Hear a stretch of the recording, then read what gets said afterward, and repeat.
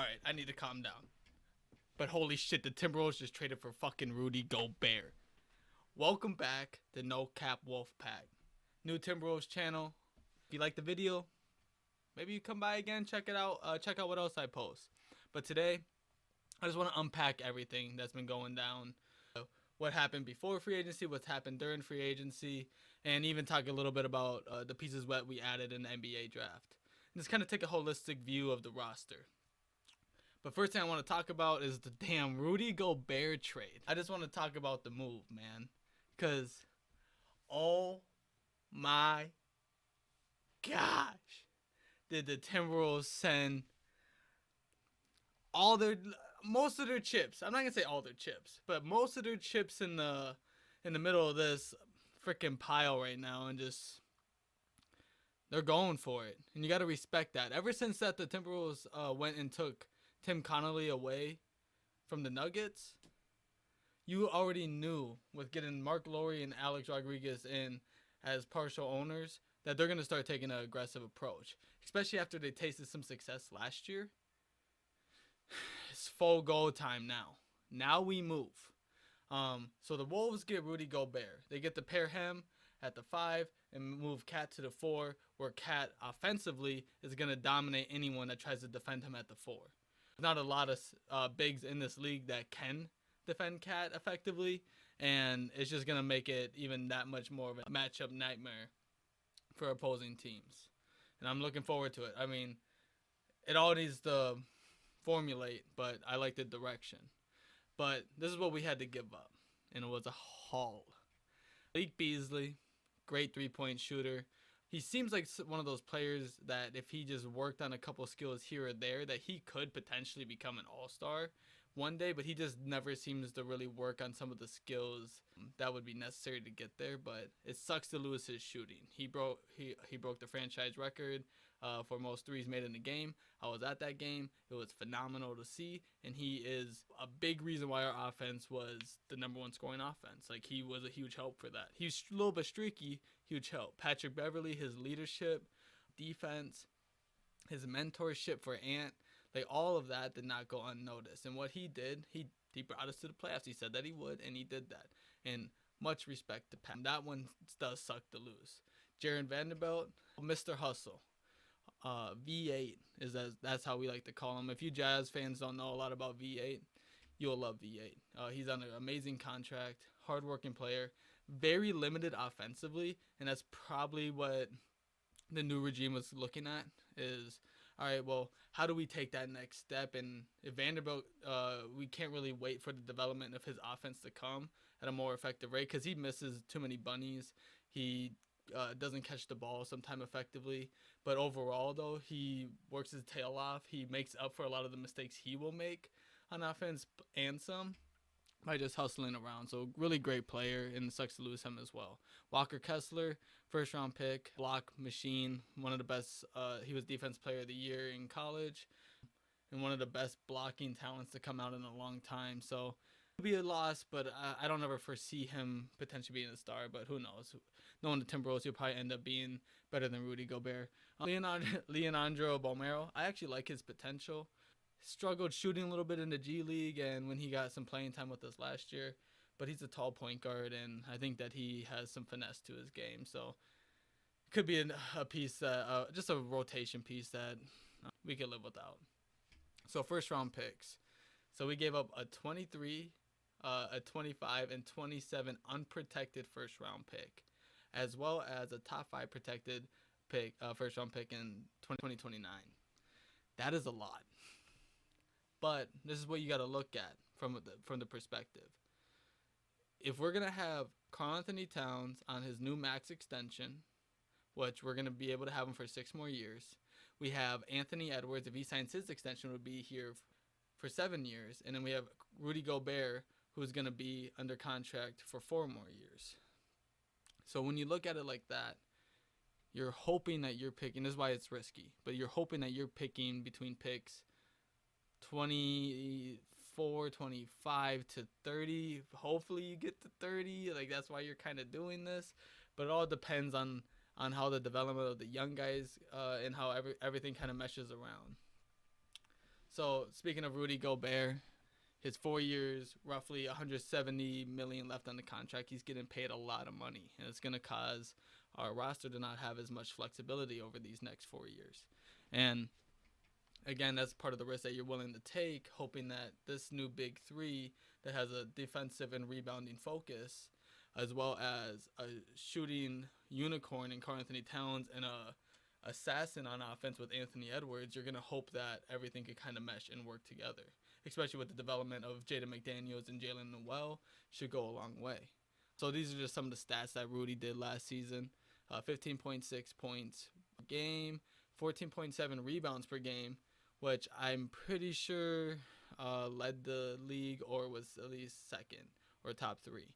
Blocks per game, 2.1, is just a block machine, and then 0.7 steals per game. And then his field goal percentages are always excellent. Not the best free throw shooter, but I mean you're paying him for his rebounding and his defense overall. So I think it's an amazing fit next to Cat because it allows Cat to stay out of foul trouble and not get into all that dirty work in the paint. But moving forward, we also re-signed before free agency Taurean Prince. I think this is an excellent move. Perfect rotational piece between the power forward and small forward spot. Hustle player, good shooting percentage last year.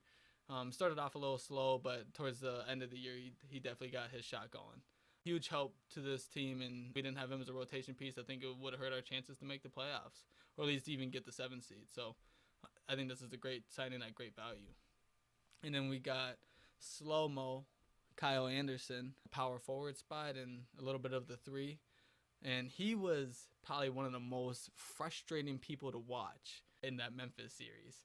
I don't know what it is about his game, but just watching him just go at his pace, taking up all that shot clock, and then he still somehow manages to get like a weird bucket in. I don't know, but he reminds me of a sloth. They like to call him slow-mo, but he's a great piece because he can score, create his own shot.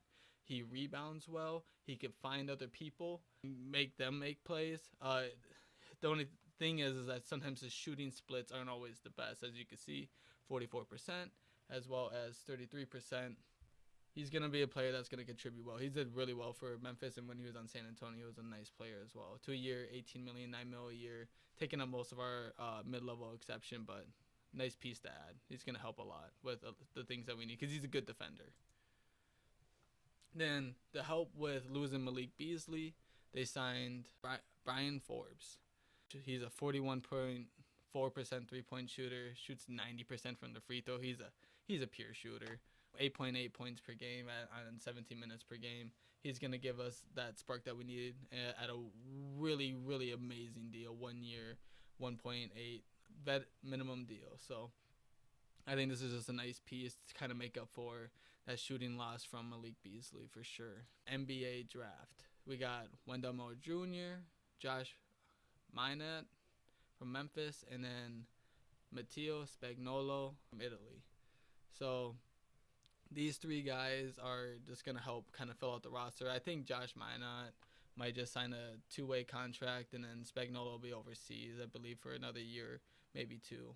Just it's good to have a stash player. Minot might make the roster because right now we kind of want to figure out what's going to happen next. And taking a look at the current roster, this is what I have it listed right now. We have point guard D'Angelo Russell, which that was crazy.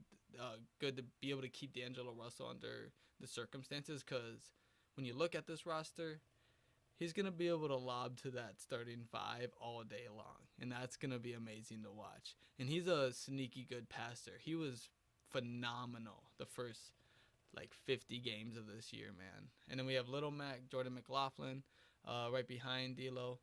J-Mac was amazing against Memphis. Phenomenal. So I'm excited to see him take that next step. I have Wendell Moore Jr. He's more of a combo guard, 2 guard. But I just have him at the backup point guard for now. I know he's going to play a little bit at Summer League at point guard. So we'll see how he does. To me, he kind of, I'm not going to go as far, but I feel like if he ever reached his full ceiling, he could be like a Marcus Smart type player. Has an all-around game to him with a defensive focus. So I wouldn't mind him getting some run if he's able to. In shooting guard, we got Kermit, Ant-Man. If he takes that next, he's gonna take that next step forward each and every year. He's gonna keep working on his craft. He's gonna be a superstar before we even know it. So I'm excited to see him work. Chris Finch specifically mentioned Jalen Noel as well with Ant and Jaden McDaniels, and those are our X factor.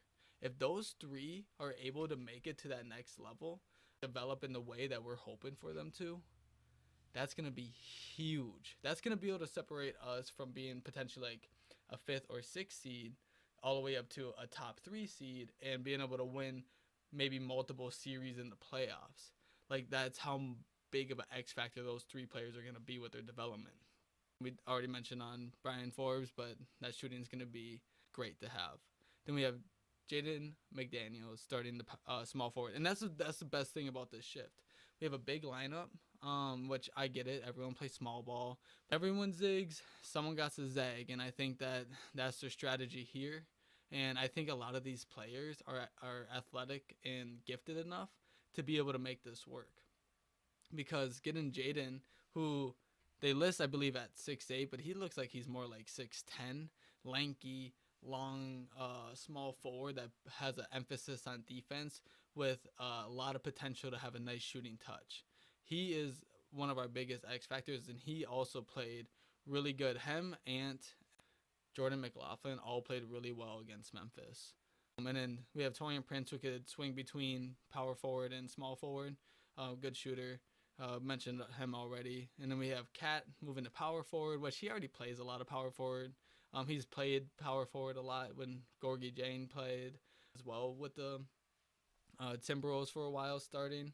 And like Taj Gibson even kind of played the center role when Taj was here. So it's not like it's anything new. It's just that Cat's always been listed as the center, but his assignments would be sometimes just to guard the power forward the whole game. So this is stuff that he's already practiced throughout his career. So I don't think that this switch and being paired up with Rudy Giobert, who's going to actually be able to get him on the backside. This is probably the first time that we've had a legit shot blocker, a defensive player of the year, be able to back up Cat. That is insane. Bring a huge impact on this team next year. And then again, Slow-Mo to help out with the rebounding and defense as well. And then Naz Reid sticks around. Hopefully he takes a step forward with his rebounding and defense. This offensive game is pretty good. And his blocks are actually pretty good, but a lot of his positioning on defense, he has a lot of work to do. So then now you kind of look at what are we going to do next? For me, I wouldn't mind seeing us bring in another veteran point guard just to get that depth. I think we could use another forward for sure. It looks like we're lacking there. I'm not sure if our plans are to bring back Nathan Knight or not. I mean, he's a solid development piece. Restricted free agent right now. And then I don't know if they're going to put Josh Minot on the roster this year. Right now we have 11 players on our roster with 4 more to fill out. So again, we'll see if they bring back Nathan Knight or if they put Josh Minot on the roster. But right now, that starting 5 is looking really good. And just add in a couple more pieces just to make sure that we get through a long 82-game season. But man, I'm pretty excited. I know we gave up a lot, but I like that we're taking the risk because in basketball, you could take this risk. And the one thing that you could always do too, if this does not work out, is that you could trade one of your star players because Anthony Edwards is only 20 years old. So if you need to trade Karl Anthony Towns after 4 years or whatever, whenever the Rudy Gobert era ends, sometimes that's what you got to do. That's the business. And then you could get a lot of that draft capital or a new player in that would hopefully mesh better with Ant if this doesn't work out. But that's just the pessimistic side of me talking through because I'm not used to this winning Timberwolves stuff. So this is crazy. Hope you enjoyed the video.